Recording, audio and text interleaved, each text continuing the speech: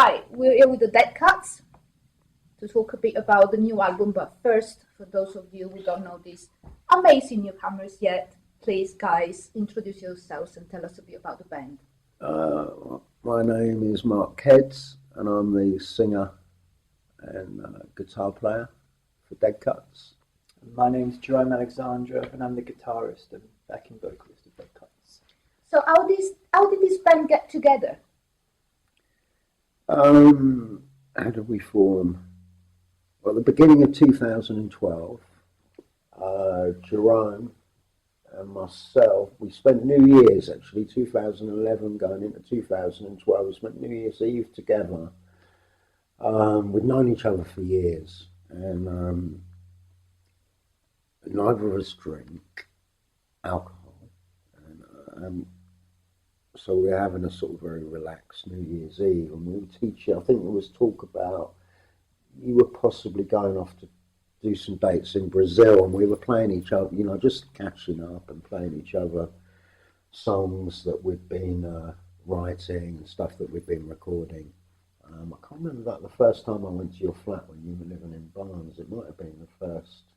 Yeah, I mean, I don't. Time I've been around to see you when he was living in southwest London, and we must have known each other 12, 14 years. Bumped into each other on countless bills where we were both playing in other bands, and we'd always end up going off on our own and kind of looking at the people we were playing with and thinking, like, what are we doing playing with them? But it never crossed my mind that it might actually work, us making music together.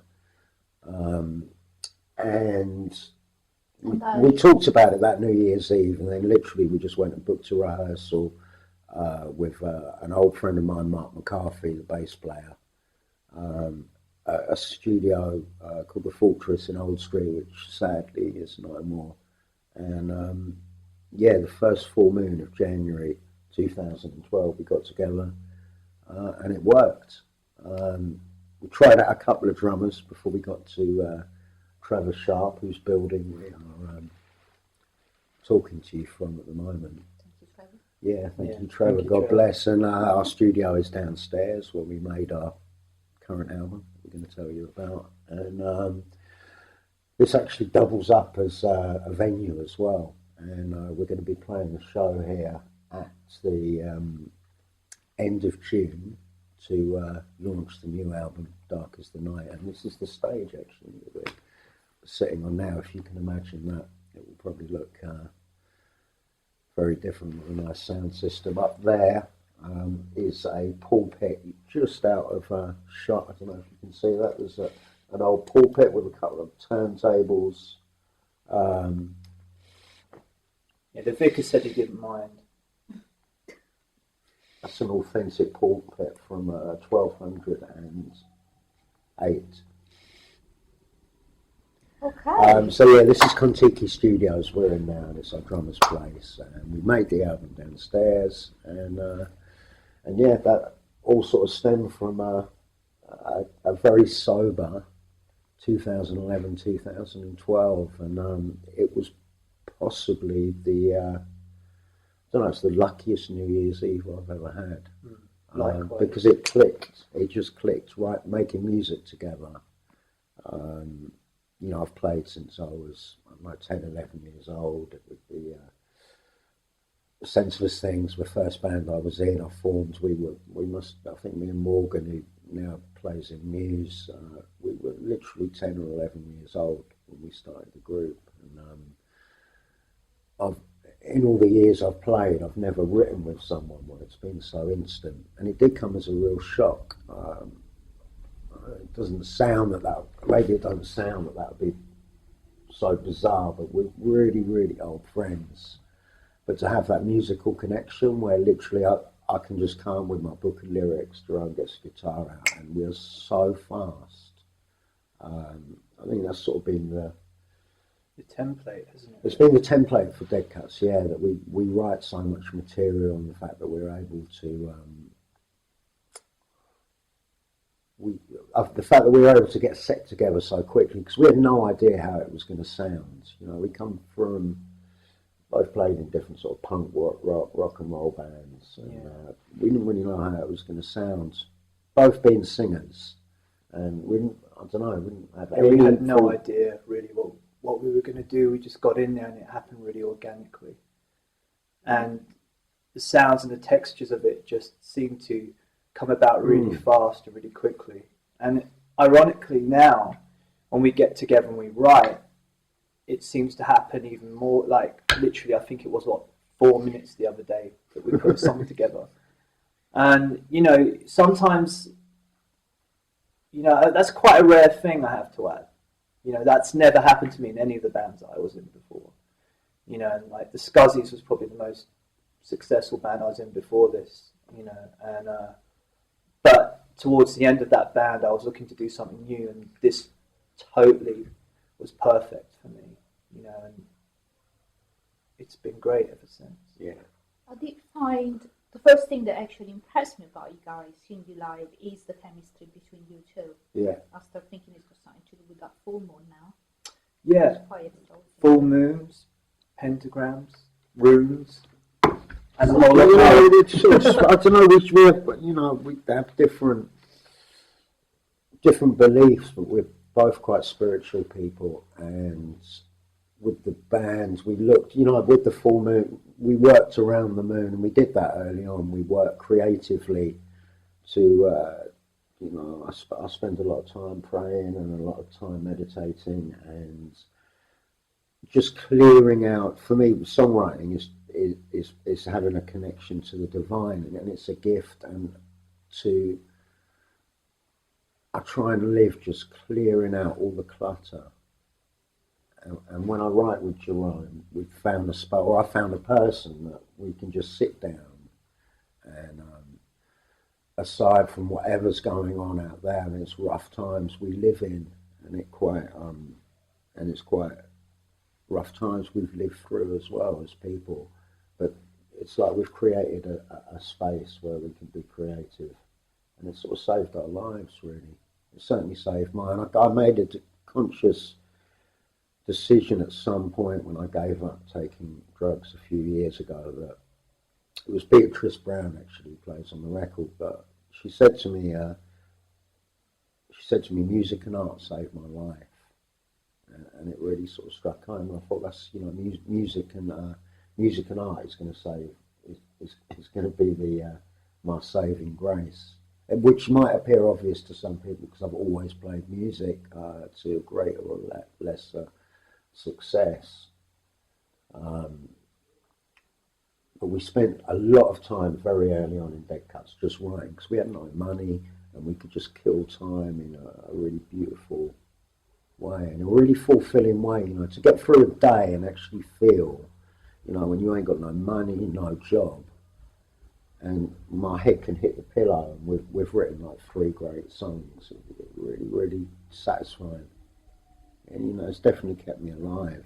Yeah, it's almost like the feeling some people say when they do meditation, or they do, you know, if they pray. I get that, or like even like some people who talk about, you know, exercise. It's that same sort of feeling of, like you said, clearing out and repairing as well. Almost, it's almost like a form of therapy. So many obstacles in life, and you know, it's so easy to get sidetracked, especially in the city. And you know, life's complicated, and life ain't easy. And you know, mobile fucking phones go swinging. We live in a world of complications and obstacles, and to clear that out the way. And I really try and live like that now, to just have a simpler, to live in the most simple, humble way possible. And I think it really helps having that outlet to be able to write. Having that attitude as well, really. You told me that this is of the album you're most satisfied from a lyrical point of view. Yeah. Where does the inspiration come from? Where does the inspiration? Inspiration for the lyrics. From everything out there, like I say, writing. It's a, you know, it's a gift, and it's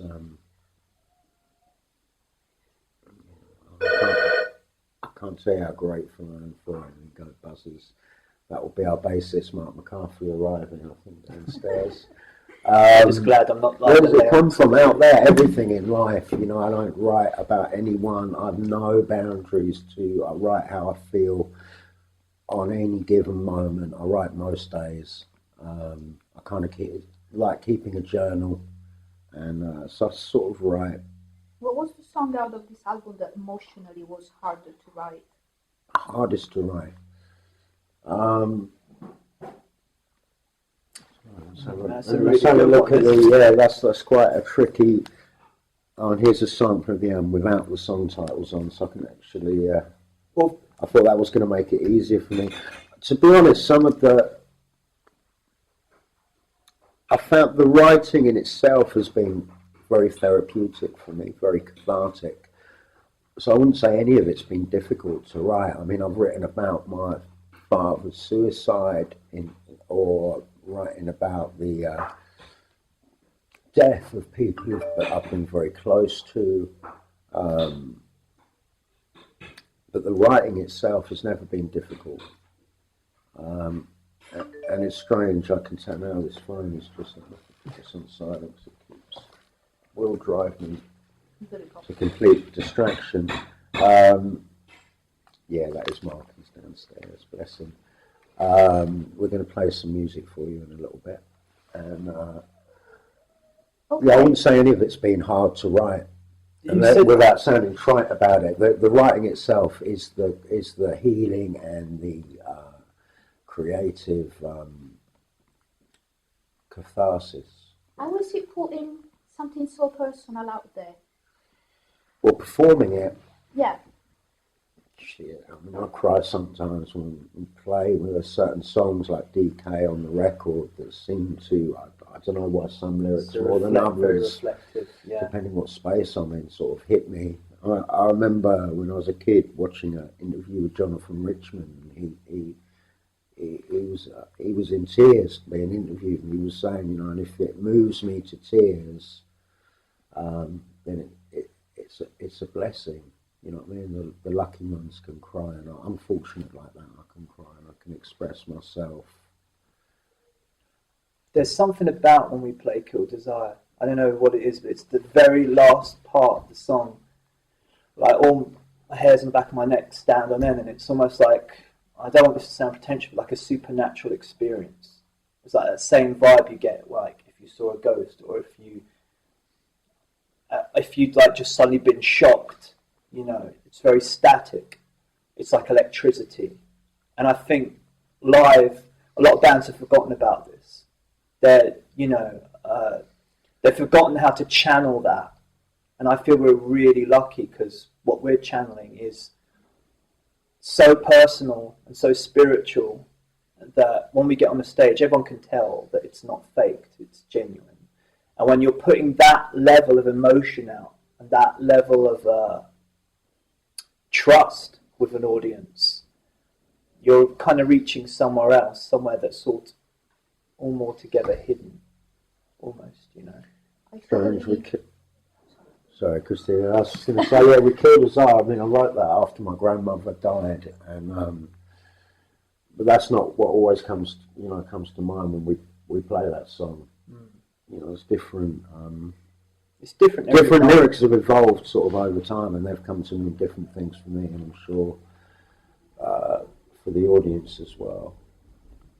I totally agree that in a lot of the bands nowadays, majority, unfortunately, there's lack of emotion. There's nothing real when you see them on stage, and I think that's where they're going wrong, and it's something I found with you guys. I found that a lot of bands nowadays, they forgot to put any emotion, and they just don't have any, I don't know. I think people generally are emotionally disconnected in a city. You know, totally. People use whatever they use, whether it's shopping or drinking or drugging or buying shit, and just put stuff in the way from suppressing their feelings. I think as well in music that there's a tendency to look at the technical side of it. The cerebral, you know, they're just overthinking stuff. I mean, I noticed when I was like 12, 13, I was literally one of the only kids at my school to play guitar, and it wasn't something that a lot of people did. Now you could go out in the street and you'll see, like, I remember literally being in a class with this one kid, and he used to say to me, "Why do you play music? What's that all about? I don't get it. When I leave, school, I want to work in a bank and make loads of money." And I thought, well, good for him. He's being honest. And then years and years later, when people suddenly decided it was an industry they could get involved in, I saw him walking down the street with a guitar on his back. And it seems like every Tom, Dick, and Harry thinks they can do it, and I'm of the mindset that not every Tom, Dick, and Harry can do this. Same as not every Tom, Dick, and Harry can, I think the best art's pure, isn't it? Yeah. And if you can express yourself as a human being, and you have the gift that you can, through art or music or writing, I think it's very, for some people, it's a lifesaver. You know what I mean? I mean, I suffer terribly from depression and insomnia, and I find life very, very fucking difficult on a day-to-day basis. But to be able to write and communicate where how I feel, rather than what the mad thoughts I'm having, and I think that's what Deadcuts is about: communicating the feeling over the madness that's in here and out there. Do you think you managed on record to communicate the same emotions you do from stage? Definitely. Oh, yeah. We recorded the record pretty much live, and we played the song so many times. For the first time in my life, I've made a record that from start to finish sounds like a band. It's Deadcuts has a very unique sound, and we definitely captured that. The lyrics are audible, and the lyrics are audible. Let's talk about that sound for people who don't know you that way yet. I've heard comparisons with, I like to compare you with Joy Division, and I've heard Jesus Mary Chain as well. Yeah. But what are your influences? Oh my God, how many have you got? I grew up with, I grew up with New Order actually. When Joy Division before my time, but as a kid, I used to travel to see New Order. I love that band so much, and those first two Joy Division albums. And when I was a kid, I used to sell. My first job was selling bootleg tapes, so I got exposed to a lot of great live music on like a real lo-fi. I think I really like the rawness of everything from maybe like the B-52s to a lot of stuff that come out of Manchester Magazine, Joy Division and New Order, the Buzzcocks early records when I was a kid. Just stuff that spoke to me as stuff that felt real. When we first got together, we were going through my record collection, and at one point we stopped at the Psychedelic Furs. I know quite a few people have sort of made that comparison, but that's a band that we definitely looked at each other like, music that when you hear it just fucking grabs your heart and throws it or tears it out and throws it around the room. Early Susan the Banshees, The Cure, anything that's real and is honest. Death in June, Boyd Rice, these type of people. These are the type of people who will go on making music forever. John Cooper Clarke was the first artist I ever saw perform, and I think that stayed with me. Seeing him play with Susie and the Banshees at Hammersmith Odeon, that was the first gig I ever saw, and that's probably, more than anything else, left a long-lasting impression. First time I saw Mark was I was 14 years old, and it was on Top of the Pops with the Census things. Oh, yeah. And my mother turned to me and she said, "See, that's the kind of guy you should be in a band with." And oddly enough, we met years later. And I know this is going to sound really stupid, but at the time, I didn't realise, it didn't click in my head that it was Mark and Census things at all, because he didn't come off like a pop star.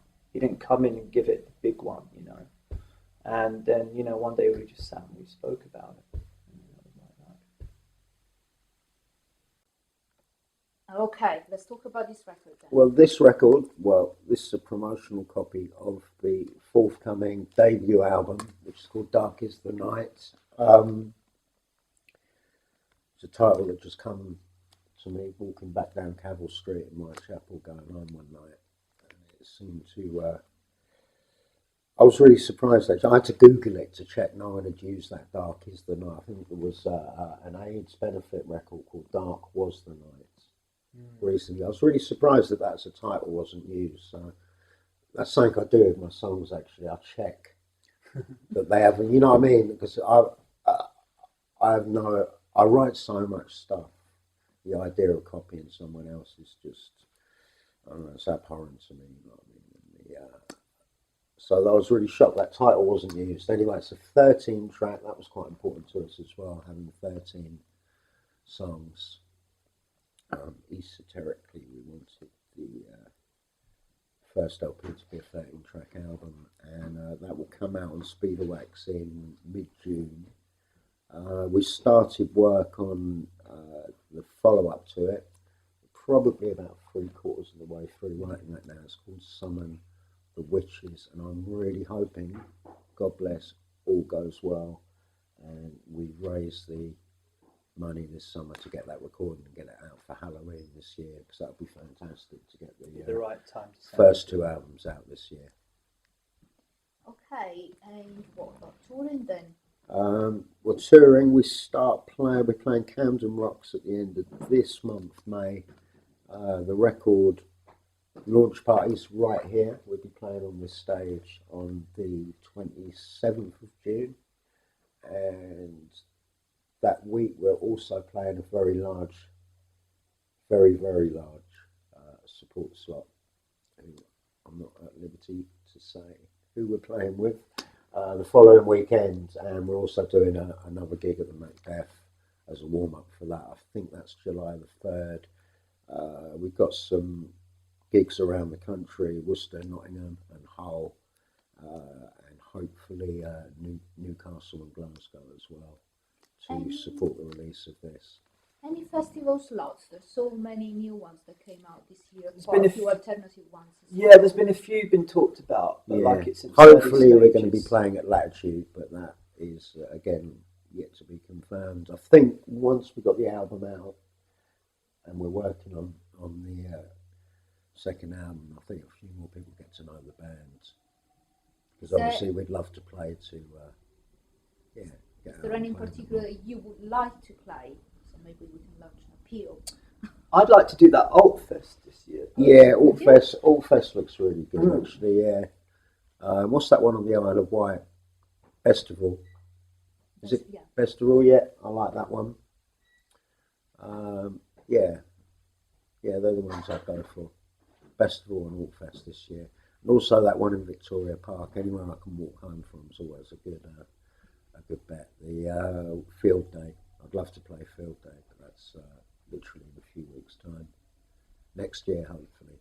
Yeah, next year there'll be a whole lot more of that going on. Okay, so I think we have enough, but before we let you go, why should we buy Darkest Night? What it's going to do for us?